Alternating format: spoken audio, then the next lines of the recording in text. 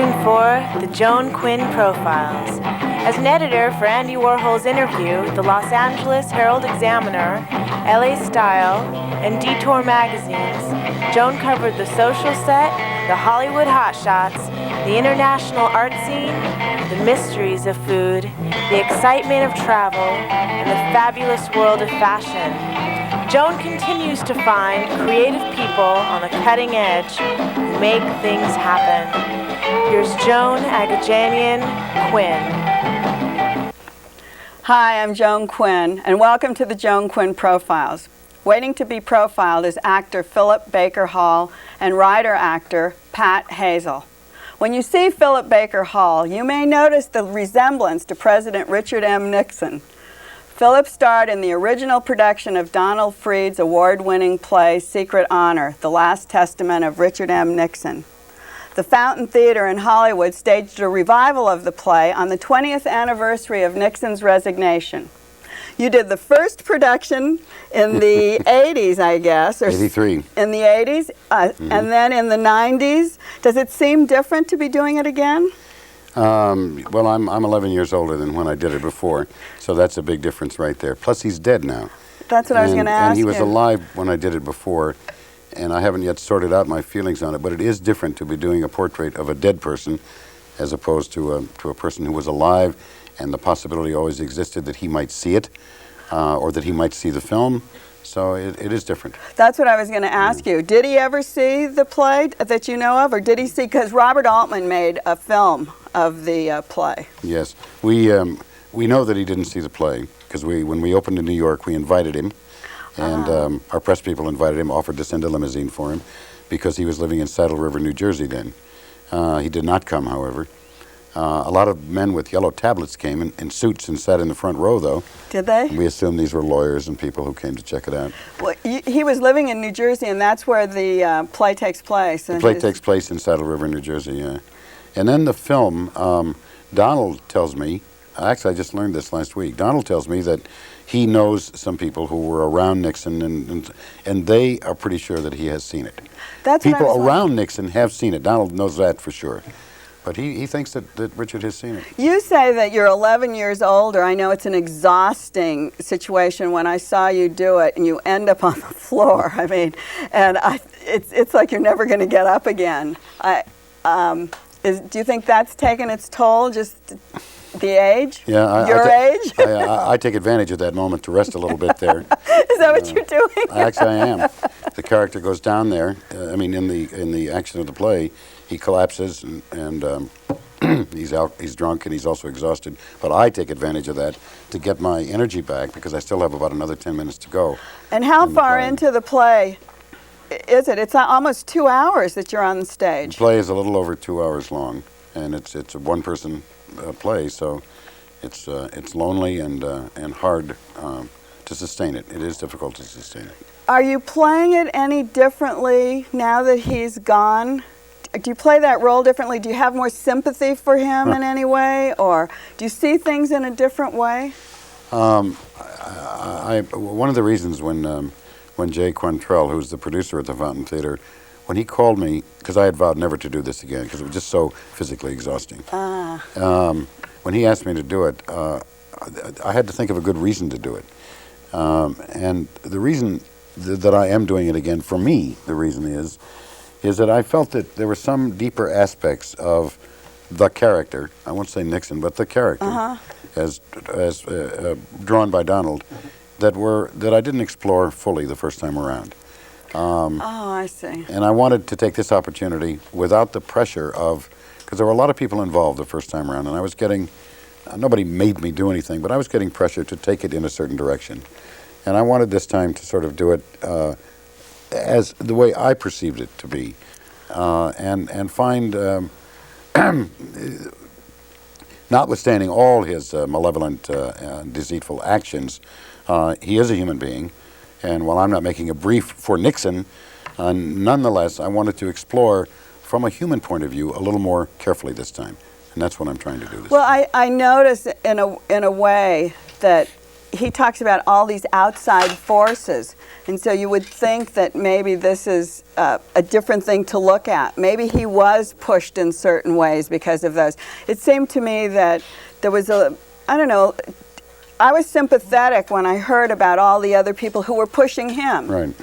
Well, those facts that are in the play, those are that's history. I mean, there is truth to that. Right. He was getting tremendous pressure from a lot of people. He was being manipulated by a lot of people. All the references to the group in Northern California, the Bohemian Grove group. Yes. This is all true. There are many books about this group of powerful men who try to engineer events according to what their economic interests are. And the Chinese and the South Americans. Yes, I mean, you brought all of that into it. Yeah. The other thing, when you talk about looking the play and playing it in a different aspect, I talked to Mitchell Ryan, who was directing you. Does that make a difference for you, who's directing, or who directed the first time? Yeah, the original director, Bob Harders, was not available this time. So I was very lucky that Mitch was available and that he was interested, that he had seen the piece before and had a feeling for it. And also, we were in harmony about this re-exploration. He said he wanted to give you a fertile ground to move in the way you felt you should be moving. And he has.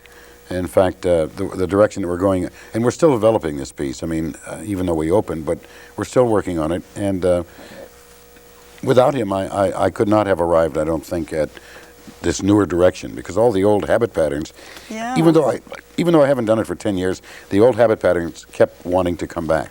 You take on so much of that persona. Do you wear any kind of makeup? No. You don't wear any I just take prosthesis or No, anything? I wear nothing, no. I just pull my hair back, and we have a comparable hairline, but that's the only nod that I make to I have the photo of resemblance. you with your hair pulled back. Yeah. But the stance, did you research? Did you watch a lot of? As little as possible. There was a lot of stuff made available to me when I did it originally, and as I began to watch some of it, I felt that it would interfere with my process of discovering who this character, after all, that Donald wrote, is not Nixon, but is a man in desperate trouble. So I wanted to focus on that, and I really kind of stayed away because look, we all have an image of Nixon, and I was a kid growing up during the years when he was at his most deceitful peak, and I have those images in my mind. So I didn't really need to. I did read his book, Memoirs. And then what did you do? Did you take a certain stance on stage that gives you that kind of look? It's not conscious. I think, because I see that. It is not conscious. I didn't actually say. For many roles I have, like, I'm going to do this, I'll do this with the nose, with the eyes, I'll take a certain physical posture and so forth. I didn't do this with that. However, those images of Nixon from my childhood are still very powerful in my mind. So unconsciously, as I got into the character, I guess I began to assume some of those stances. But I have avoided, as far as possible, doing any kind of an imitation. It's not an imitation. No, that's what gets so hard when you do a one-man show and it's autobiographical. It's different than doing somebody else's life story, and you're judged because people think you should be looking like that person or acting like it. But when you give the essence of it, I don't think this piece would have worked if the actor had tried to actually imitate Nixon. Do you think anyone else could do this play? Others have done it. Have they? Oh, yeah. It's been done twice in San Francisco that I know of. It's been done once at the Cleveland Playhouse. And it's been done in Germany. A German actor has done it. Oh, I didn't know. At least. And maybe Donald would know that. That's very interesting. He rambles through the set drinking the whole time. What are you drinking? It's peppermint tea. Is it? Yeah, Do you like that? Well, it's okay. But I would have had to drink something. The performance is so exhausting that I drink about 1.5 quarts of water, and I would have to. I would pass out, for real, if I didn't. I mean, I've never played a role in my life where when I finished the performance, my tie could be wrung out. Is that right? The tie is wet from perspiration. Do they use the same sets in the Fountain production that you had used 10 years ago? No, this is a different designer this time. But the basic elements of the set are comparable. Does it make you feel different? Yes, it does a little bit. Did it? Yeah. Now, although I love this set. I have nothing. It's a wonderful set. Set is beautiful. But it's quite different from the others. The great thing is, you've done this very, very, very serious role, and you've done it all by yourself. You've done a lot of theater. You've done hundreds of television shows. In fact, we have a clip from one of the television shows, and it's comedy. Yes. I mean, it's all Yes. in your timing. And to look at you from the Nixon role or for some of those other dramatic roles on television, and then to see this. So we're going to see this and then come back to you and talk to you about the All right. difference. This is a clip from Seinfeld. Right. Well, I'm glad you're here so we can get this all straightened out. Would you like a cup of tea? You got any coffee? Coffee? Yeah, coffee. No, I don't drink coffee. Yeah, you don't drink coffee? How about instant coffee? No, I don't have. You don't have any instant coffee? Well, I don't Who normally. doesn't have instant coffee? I don't. You buy a jar of Folgers crystals, you put it in a cupboard, you forget about it. And later on, when you need it, it's there. It lasts forever. It's freeze-dried. Freeze-dried crystals. Really, I'll have to remember that. You took this book out in 1971. Yes, and I returned it in 1971. Yeah, 71. That was my first year on the job. Bad year for libraries. Bad year for America. Hippies burning library cards. Abby Hoffman telling everybody to steal books.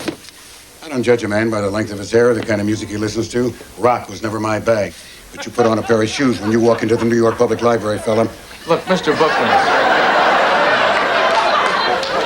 I returned that book. I remember it very specifically. You're a comedian. You make people laugh. I try. You think this is all a big joke, don't you? No, I don't. I saw you on TV once. I remembered your name from my list. I looked it up. Sure enough, it checked out. You think because you're a celebrity that somehow the law doesn't apply to you, that you're above the law? Certainly not. Well, let me tell you something funny, boy. You know that little stamp? The one that says New York Public Library? Well, that may not mean anything to you, but that means a lot to me. One whole hell of a lot. Sure, go ahead, laugh if you want to. I've seen your type before. Flashy, making the scene, flaunting convention. Yeah, I know what you're thinking. What's this guy making such a big stink about old library books? Well, let me give you a hint, Junior. Maybe we can live without libraries, people like you and me. Maybe. Sure, we're too old to change the world. But what about that kid sitting down, opening a book right now in a branch of the local library and finding drawings of peepees and wee-wees and the cat in the hat and the 5 Chinese brothers? Doesn't he deserve better? Look, if you think this is about overdue fines and missing books, you better think again. This is about that kid's right to read a book without getting his mind warped. Or maybe that turns you on, Seinfeld. Maybe that's how you get your kicks. You and your good time buddies. Well, I got a flash for you, Joy Boy. Party time is over. You got 7 days, Seinfeld. That is 1 week.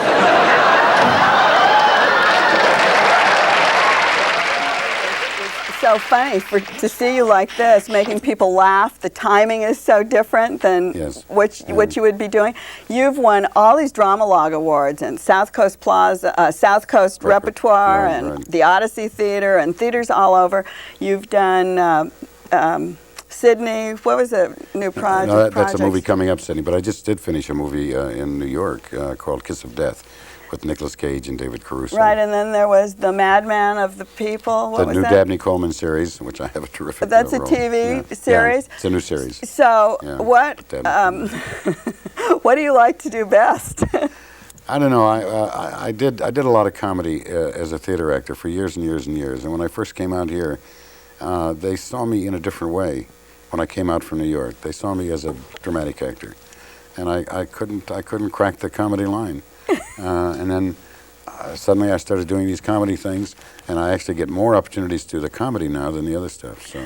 Well, you're working so much. I know you were telling me before that you have a hobby, which I think is really interesting. Just give us a quick thumbnail on that. Oh, well, the Shakers, the religious group that was prominent in the 19th century in this country, they've made some beautiful furniture, and they're famous for their architecture, and I've tried to replicate a lot of that furniture over the years, and that's my sort of hobby. Yeah. Are you a furniture maker? Do you actually make it? Yes, I do. Yeah. And do you use the same kind of wood and finish? I use the same kind of wood, and I've gone to a lot of the museums where I've gotten the exact measurements and taken photographs of the exact details so that I can try to replicate them. Do you use the furniture at your house? Well, I've sold a lot of it over the years. Oh, you have? I only have left, actually, a Shaker chair. But people come in and they love them. I haven't actually made anything for a few years. And people say, gee, I'd like to buy this, and so I haven't made any money on it, but I've sold it to people who just love that style of furniture. Did you sign them? I burned a thing into the bottom someplace with a wood burning tool. Just want to make sure. Yeah, no, I did. And we want to thank you for being with us, because it's really been great to see the two sides of Philip Baker Hall. Great. Thank you. Thank you, Joan. Thanks so much. Thanks a lot. And thanks. Don't go away, because Pat Hazell will be right back.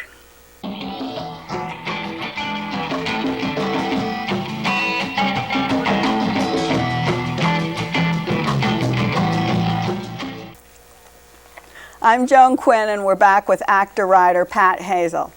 Pat began his theatrical career at the age of 9 in his hometown of Omaha. He studied high school drama and majored in theater at the University of Nebraska. This drama background obviously helped when in the 80s he came to Los Angeles and did his magic acts at all these different venues. Where were they, and how did that happen? Well, I was so excited about, being in the land of opportunity. It was the Magic Castle and the Comedy Magic Club and the improvisation, and it put me around a lot of comedians. So I began to make a transition from magic to comedy as I was. Were you actually writing comedy, or were you just listening to them and thinking, I can be a stand-up? No, my magic act, which I was an accomplished sleight of hand artist, but my magic act was constantly failing on stage. And so as a recovery, your tricks were yeah, and so my response to that, you know how Johnny Carson used to recover from a monologue joke or something? I think that I got a lot of comedy from the failure, and so people thought it was all intentional, and I decided, why not just stay with the comedy into things? So that's how you got there. Yeah. Do you have one of those funny sleight of hands that didn't work? Well, I had always had things where, a bird would fly away before it would appear, or I had a glass of wine hidden in a coat pocket one time that broke when I hit a table edge and it was running down my leg, and so I produced like the stem of a wine glass all shattered and everyone thought it was funny. They thought that was the joke, but was that really, was your drama coming to play in the No, not really. It was sort of wasn't? class clown attitude. The idea of just being alive and being a ham. My mom sent me into drama because she said, you have to go into dramatics because you're just too much for me. But you were out on the street doing all these things, weren't you, for your friends? I was a street performer, juggling and unicycling and balancing acts and that sort of thing. Well, were you working out? Were you an athlete? No. So that you could? You weren't. No. Then how'd you balance yourself and do all this? I had sort of an eye for flair. In fact, I'm going to show you this balancing trick. We've talked about this. When I was in college, I used to make money in bars and stuff by challenging people that I could balance money on my nose, and this is... Oh, bravo! It always led to, a free beer or something like that. Can anyone do you that? You can try it. I don't think I think can you'll have do a greater appreciation for it if you do. How do you do it? You got to focus on the top of the bill there. What about having it? Does your nose sound? Hey, you're making a nose joke. Here's a way you could do it. You bend it this way. This is sort of the cheater's method. Oh, that's good. Yeah. That's good. Sleight of hand seems to be coming back, magicians, because Ricky Jay and his 52 friends in New York did this off-Broadway play, and I kept saying, his 52 friends, Yeah. this is a big cast. And No, it turned out to it's be called his 52 Assistants. his 52 Right. assistants. I And did see the show. Wasn't it it great? Fabulous. And so here he is, I think. He's got all these people on stage with him, and they're all cards. Yeah. It's his deck of cards. It Yeah, was great. he's really got a point of view. I like when you see a performer who has grown into a situation where people can see exactly And what you they're can doing. appreciate it more coming from this kind of background. Well, once you started doing your stand-up, it led to being the opening act for Seinfeld. Tell us where that started. Well, Jerry and went. really liked what I did with my magic, and I did some top hat juggling and things like that. And I think he thought the enthusiasm and energy of that was a really ideal warm-up for him, because then they were focused visually on the stage and it was really high energy. So we actually traveled the country opening a lot of comedy clubs, and I had an opportunity to do a number of his concerts, that sort of thing. And then through that, I contributed some ideas and some material, and it eventually led to writing on his show. So you actually became part of the staff I was on the writing? very beginning of the show when it was called the Seinfeld Chronicles. I used to contribute some monologue jokes and have some ideas on episodes and that sort of a thing. There were only 4 of us in the beginning. How does it feel from being someone who tells jokes, writes their own jokes, and then you write jokes for someone else? Do they always deliver them the way you want them to deliver Well, them? if you pick the right people, somebody like Jerry can make something even better than it is on paper. And with the actors on the show Seinfeld, they're fabulous contributors to the material, because you'll give them something and then they'll breathe some life into it. So it's really fun to see it take that other step that is beyond what you have on the written page. So it isn't something where you become possessive of the work. No, if you trust your collaborators, I think you sort of, you're eager to see the birth of the child that comes between you. You started writing plays because you had a play that opened in Minneapolis and something in Nebraska. Omaha. What were those? That was called the Bunk Bed Brothers. And I played a brother with another writer named Matt Goldman, and he now writes on Love and War. So you wrote it and starred in it. Yeah, and the two of us were showcasing our ability as stand-up comedians to reflect back on the past. I always like looking at things and being able to now adjust them now that that time has gone by. And we played two brothers that were physically competitive and did flips and fencing, and it really became sort of a little cult classic in Minneapolis and Omaha, and then eventually here. And we were lucky enough to have TriStar Pictures pay for the rights to that and have us write a few screenplays based on the relationship of how brothers are non-emotional, and their way of saying they love each other is to, you know, play Nerf basketball or running around with their underwear on their heads. Or Do you think it'll become a movie, or do you think it'll become a series? I don't know. It was initially designed to be a television series, and wow. and the rights have returned to Matt and I, so we may pitch it, you know, around to the networks and see if they like it. That was a big success, obviously. You wrote another one, Grounded for Life, and I think this poster is so adorable. It looks just like you. It is me. Is it? Yeah. It's just amazing. Was this your mom's favorite picture? Well, you know what?